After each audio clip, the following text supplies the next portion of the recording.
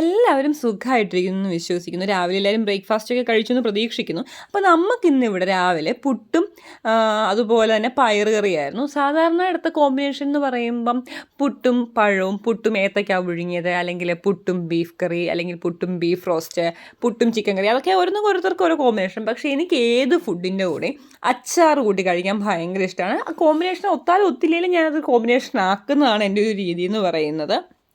പിന്നെ എൻ്റെ വീട്ടിൽ ഈ പുട്ടിനകത്ത് എന്തിനാണോ ഇതിന് മാത്രം ജീരകം വാരിയിടുന്നതെന്ന് എനിക്കറിയില്ല. ഞാനതിങ്ങനെ പിറക്കി ഒരു മൂലയ്ക്ക് മാറ്റി വെച്ചിട്ടൊക്കെയാണ് കഴിക്കാറ്.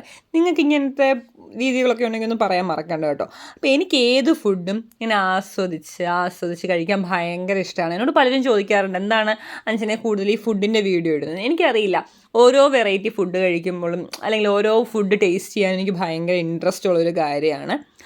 അപ്പോൾ എല്ലാവരോടായിട്ടൊരു കാര്യം പറയുകയാണ്, നമ്മുടെ ചാനൽ ആദ്യമായിട്ടാണ് കാണുന്നതെങ്കിൽ ലൈക്ക് ചെയ്യാനും സബ്സ്ക്രൈബ് ചെയ്യാനും മറക്കണ്ട. അപ്പോൾ ഇന്നത്തേക്ക് അത്രയേ ഉള്ളൂ. ബായ്.